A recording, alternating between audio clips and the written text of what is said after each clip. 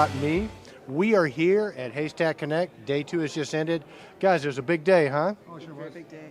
Yeah. Well, day 2 it had an amazing start with the keynote speakers, and we had Rita Wahhabi, PhD from Systems Architect in Industrial Energy, and Milan From Intel, baby. From Intel. And I was going to, Therese, you're going to fill us in the backstory, and then Milan Milenkovic. So tell us a little bit about Rita. She was a fabulous speaker, fabulous forum. Yes, it was. She set it up very nicely, and it was great to have Intel here. I mean, I think it's a statement in itself that Rita was here and that Intel was the champion sponsor of the whole Haystack event this year.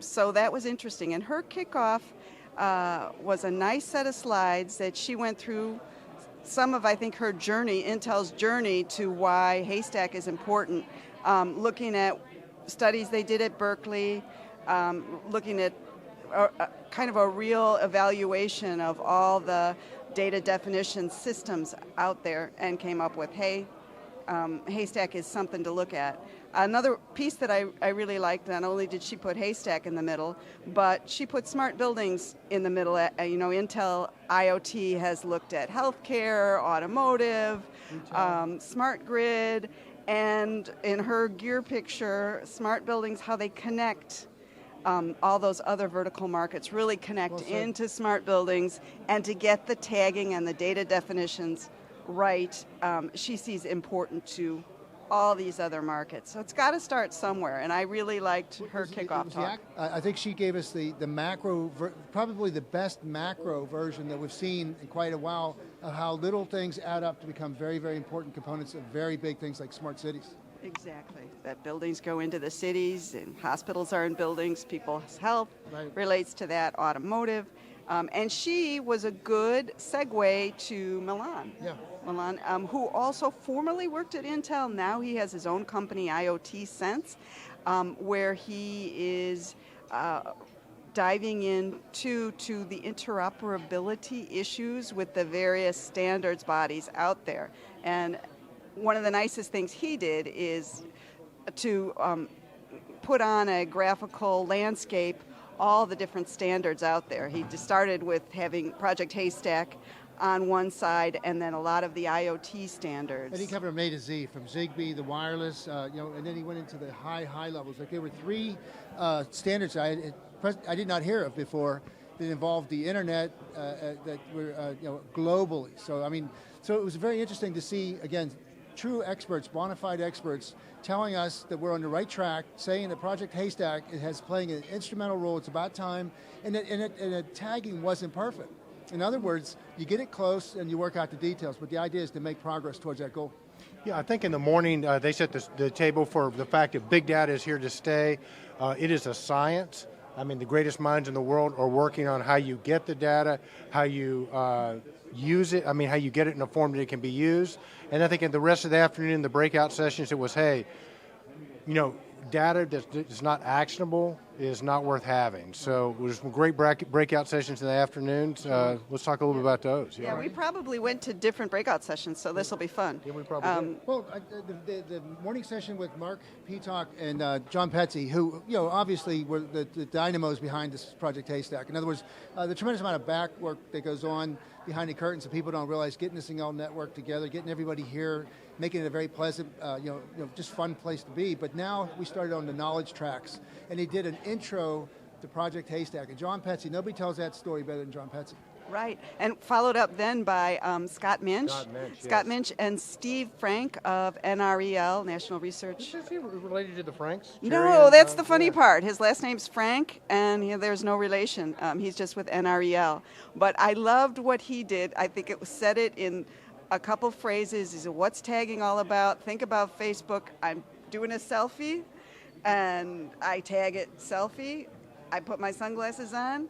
I'm tagging it selfie sunglasses, and now I can do a search if I want and find all the other crazy people that went out there and put selfie sunglass pictures together.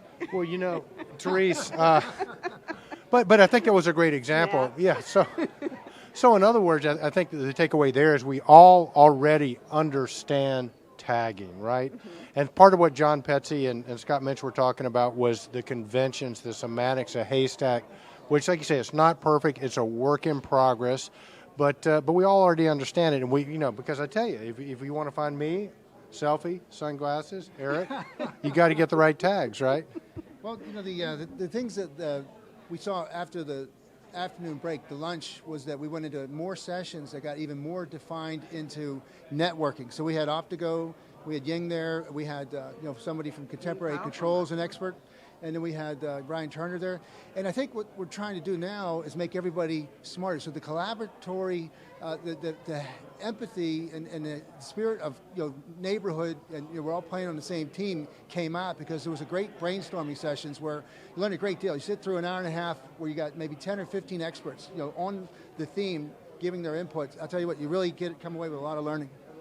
Yeah, I sat glued in my chair a little bit into track one, which found myself, they kept calling it the geek track, and I don't know, I was set up with the sunglasses selfie, following everything, but it got pretty geeky where I was with authentication from the Sky Foundry folks, and boy, the last one was on statistical modeling with Altura Associates, Gia Nguyen, Right. who is great, and Keith Bishop of Hepta Systems.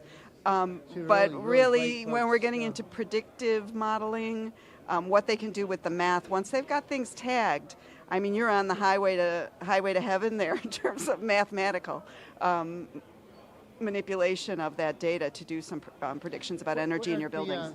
Talk about the one that we sat through together. Well, hang on real quick. So it's a really good point about you don't have to know a data scientist to use the data, but it sure does help. And that's where some of these integrators like Hepta Systems come in, because you can take the data and make it useful in so many different ways. So it's getting the data to a platform where it can be normalized and work with it is a key piece. And that was one of the big takeaways I had, Kenny, because a lot of people have asked me, okay, this sounds really cool. What is it, just a software thing you download? And it's really not. John Petsy was quoted as saying, when your integrator comes in, it's basically a convention that you adopt. And but Petsy said over and over again, you do it once, and once you have it that one time, it gets transferred across all systems in all ways. And you can either do it like at a controller level. Some vendors might actually have the Haystack tags in it, like our friend Alper has the Haystack tags in his controllers, his edge controllers. But if you don't have it there, that's okay, because you can bump it up to the next level, the middleware, the Niagara. You can put the tags there if you want to. Or you can bump it all the way up to something like J2 and put it there. So there are different points you can hop in with it. But make no mistake about it, somebody's got to do it the first time. Yep. And I have to say, in my geek track, I was learning more and more about data. The sessions went really well together. They moved me up from selfie sunglasses to understanding. I thought Anno Schulten of Connects Energy did a great job in my track. He had the idea of a digital twin, that you're in one sense, you got your building, that's a very physical thing, and more we're building a digital twin of that building that with all the metadata, which I think that was another theme of the day, how fast that geometrically grows, how much data you have on the scale of time series data, and that metadata, because that becomes so ungangly, that you need the metadata tagging to navigate through that great amount of time series data that you have. And with his digital twin concept, I thought, crystallize that. I want to be a digital. Will you be my digital twin? Getting back to what you're saying, and what I meant about the collaboratorium, we were actually, the last session I was in, we had somebody, two folks from Australia, from Bueno, and then we had a very, very, very intelligent scientist person from Quebec. She works for the utility company, her name was Karen Lavaine from Hydro Quebec. Now, what she did, talk about learning stuff and aha moments, was how they use points. And so when one point's acting up funny, they can actually grow to a family of points and use relative analysis to say, well, is everything working before it and behind it? If it is, it helps narrow down that is a faulty point, and it no longer skews the data that they're processing. So it's just a marvelous, explanations. Well, I think at the end of the day, from a building operations standpoint, just the context, no pun intended, .me, that we sort of come from, is at the end of the day, it really does allow you to troubleshoot and not only troubleshoot problems, but predict them and avoid them. So there's so much upside to this tagging model. Well, and the end game is to bring more value to the people that have buildings, that you can actually show them that this stuff not only needs to work. These metrics are they're very very demonstrable, but like Mark Petalk's theme was that now you can implement strategies and management across portfolios, across national portfolios. So, there's no limit to where you go. It starts out kind of slow as an initiative, takes a little bit of work. We saw some tools that they actually have spreadsheets where you have these names that people made up. 5 different integrators have 5 different styles of naming conventions, and how you convert those into the tags that are from the Project Haystack. And that was another great call. They wanted people to help increase the vocabulary of Project Haystack. They want to go 3,000-4,000 more tags so they can take care of most applications. Right now they're there, but they're getting there, but they're not quite where they want to be. Right. In speaking also with Rita Wantabi again from Intel in the beginning, it's like, this is super interesting. The number of dictionaries has to grow. And so involvement, I mean, it is a great community. But I think in each of the sessions it came out like, how many of you are on working groups? How many are you really developing dictionaries and then contributing them to the community? So I think to keep the momentum growing, that's the area we got to focus on. Therese, real quick, and we're probably going to get some other people on this day 2 wrap up as well. But real quick, tell our community a little bit more about what you're up to at buildingcontext.me. Oh, right. So right now, I've been working with, Alper from BASSG. He's got his new system, Anka Labs. I've been doing a lot of background marketing for him, which is great. Got some stories going with DLR Group. So it was super fun for me today. 2 different sets of clients, Altura Associates and DLR Group. They're going to be on a panel tomorrow of the enlightened engineers. So You should do some work with Project Haystack, don't and you? I'm working with Project Haystack. So I'm actually here collecting stories for my next Project Haystack Connections zine, electronic zine that we put out Awesome. hopefully 3 times a year this time. No, it's really, really a great magazine. So how do people get hold of that magazine? It's available for download on the projecthaystack.org site. Greats in our industry, Brian Turner, man, kind of right at the thick of big data and controls and everything else. Kenny and I talk often about Brian and Scott Cochran as being, 2 of the young, well, maybe not so young anymore, leaders in our industry. But what have you thought of Haystack so far? I think it's great. I think this is one of the more interesting conferences. Everybody here has a passion for data, and that's clear. And so every session is very well attended. Every session has good questions, great presenters. It's been a really good show. Well, this is not your first rodeo when it comes to data, because you were talking about data before it was cool and doing stuff with data. Why is Haystack so important and so relevant? Well, like as you said, we created data a long time ago, and one of the problems we had to solve there was creating data that was consistent, right? And we did tagging, but we did it our own way. Haystack is bringing that whole tagging model and that philosophy and making it open source, right? So that a community can use it and take advantage. Now, it's got a long way to go, and we're not there yet. But for where it is right now and where we are starting to see mass adoption of tagging, Haystack is prepped and ready. Very cool. Well, Brian, I was in 2 of your sessions. One was on the security, and we had some great representation from different companies that are talking about the latest and greatest stuff. And we saw kind of a North Pole, South Pole approach where you have the routers, and you brought in convergence from IT and OT all the way to the IODIUM, which made it look like kind of magic. Tell us a little bit about that breakout. Yeah, so, the first presenter obviously trying to show how you can do SSL. And how you can use OpenSSL to create secure connections from your building to your enterprise, or from building to building or device to device.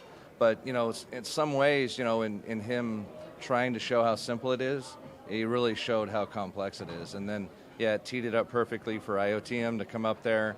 And Ron was able to, to get the crowd a little bit woke up again, and show that VPN technology can be simple. And that's really one of the things. That's why they've won so many awards. So it's good stuff.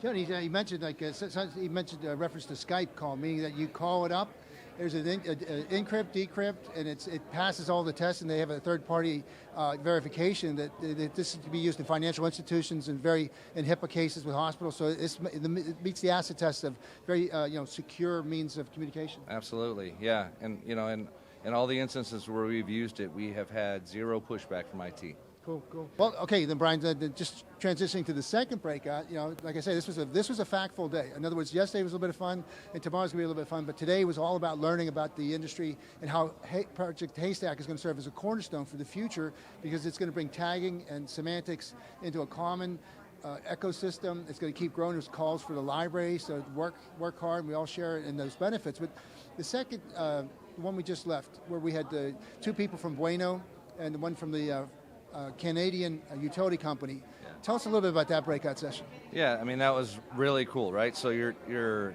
looking at two different organizations, one Quebec Hydro, which is a utility, and the other one, Bueno, which is a software development company, using Haystack and creating tools to analyze data, right?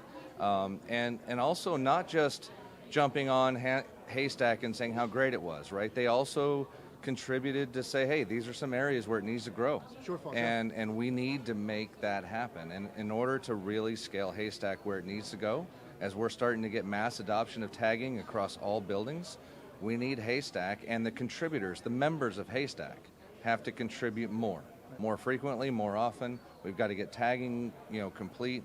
We've got a lot of systems that are in an OT system inside of a building, right?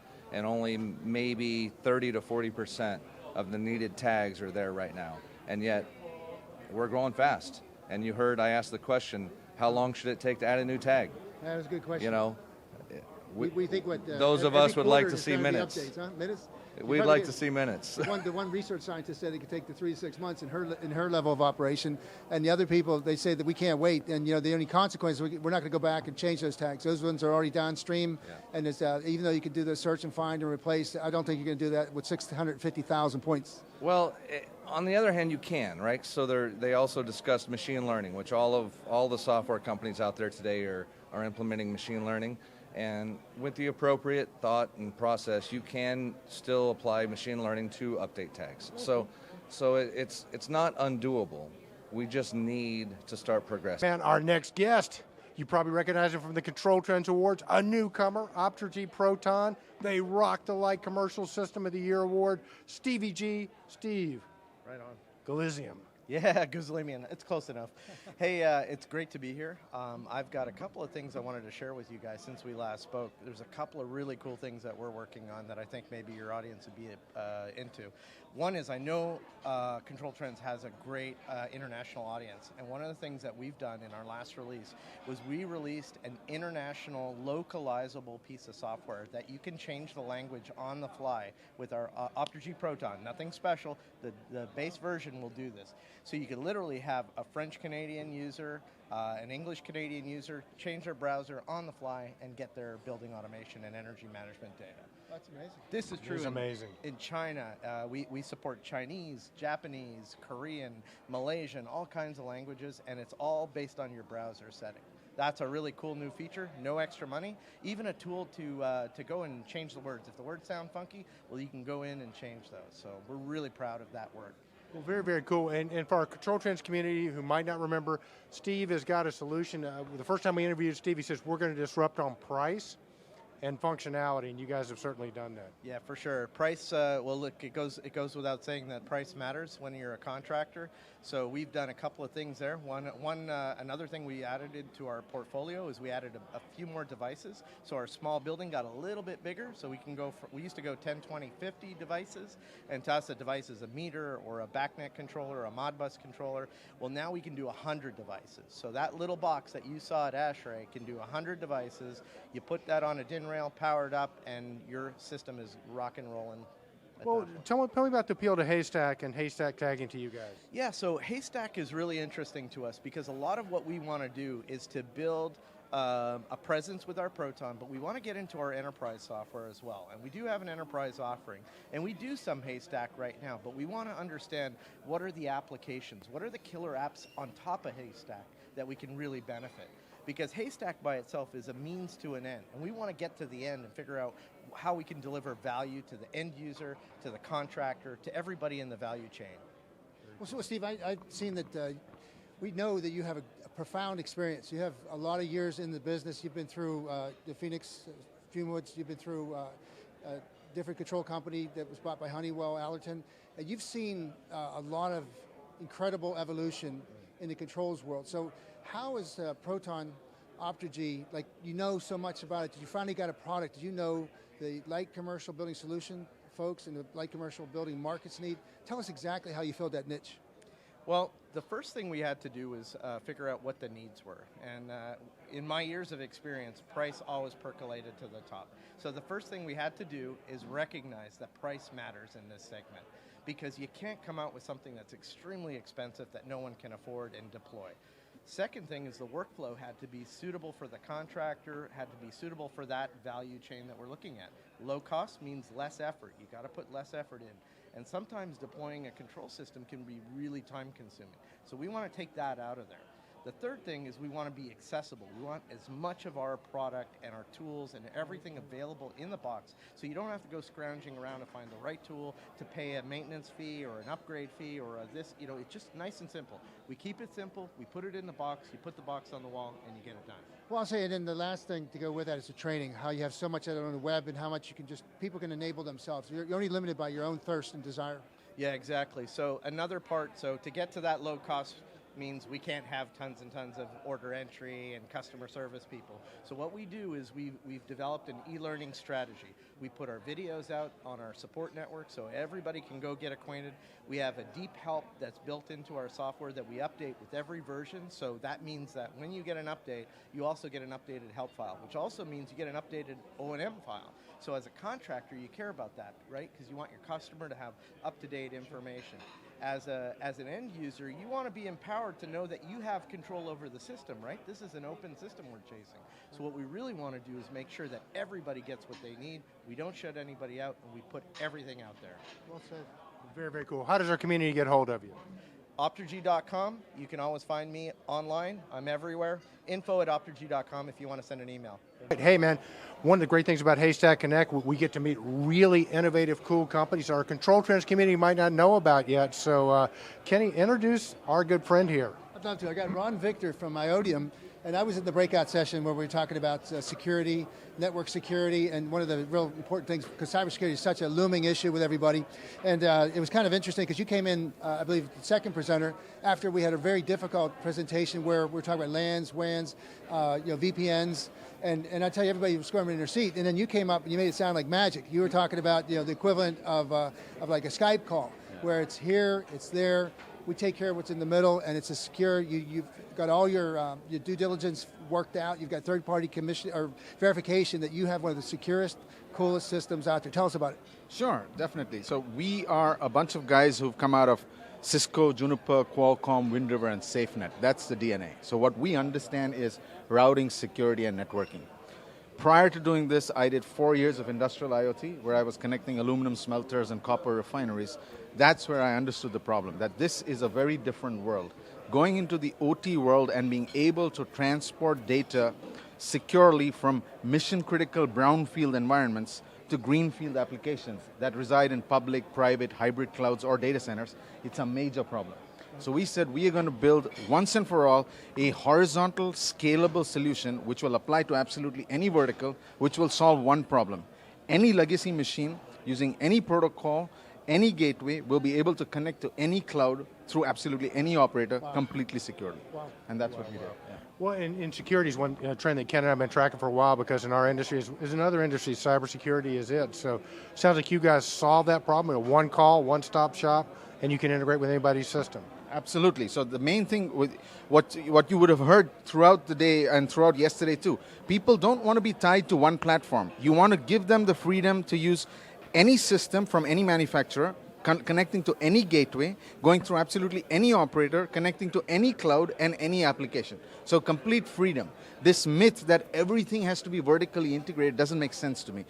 Stanley Black & Decker is not going to say, okay, take my data to someone else. They're going to say, I want my data. Honeywell wants its data. Somebody, Johnson Control wants its data. Sure. So how do you make sure that all of these guys can work harmoniously in an ecosystem and transport data completely securely from point A to point B while doing three things? Protect the asset, making sure the asset is never visible to the internet, securing the transport, guaranteeing that no DDoS attack is ever possible.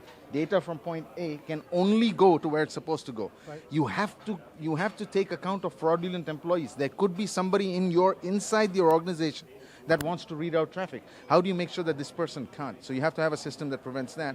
And then you need to isolate every stream so that the HVAC data doesn't touch the lighting data, doesn't touch the CO2 monitoring, because in case one is compromised, it won't go across. Well, I tell you, testament to your articulation and how well you know the industry, and that you're truly an expert coming from other fields. But we had nice supportive information from some people in the room that have already had experience with Iodium and said that this is truly a relief, that there are solutions, it's scalable, and how do we get in touch with you? Yeah. So you can go to www.iotium.io. That's number one, of course, the website. There's a bunch of press coming out on us, coming out on Thursday. Okay. About us, so that'll go out to a bunch of places. And then we want to reach out to the entire building automation system integrator community, that we know remote connectivity is a problem. We know you have to go through all kinds of hoops. We know that IT is typically a pushback. We like the IT guys, don't worry. But what we have done is while keeping the IT guys happy, keeping their secure firewall policies intact without making any changes, we are enabling this industry to connect outbound, which makes a very, very big deal for me. All right? So listen, Ron, we are hoping, we have a weekly video cast and podcast on Control Talk Now, the Smart Buildings video cast and podcast. We'd love to get you to come on as a guest, man. We're so glad we found you here. Encourage our community to check it out. That stuff that's coming out Thursday was posted on Control Trends. Yes. We want to make sure our global Control Trends community knows more about you, my friend. Thank you so much. Really much appreciated. All right, brother. Kenny, well, there you go, man. I tell you what, day 2, just rocking and rolling, man. We got many more people to see tomorrow. Hope we can get them all in. Well, we sure did, Eric. Again, this is a sprint. It starts at 7:30. I think it's 6 o'clock now, and we only got maybe a third of the people we really got to get before the Control Trends community to give kind of a personal testimony about what Project Haystack means. Some of the people, some of the things they've learned, some of the takeaways. But I can tell you this: as I've been over 30 years in this business, this was a great meeting at this point, and we still got another day to go. Well, it's a little bit like, there's a term, drinking from a fire hose. Dude, we've gotten drenched. All right, Control Trends community, we appreciate it, man. We'll be back with you tomorrow with day 3 highlights, including the interoperable IBB, Blues Band, the interoperable Blues Band with the Pete Talkettes.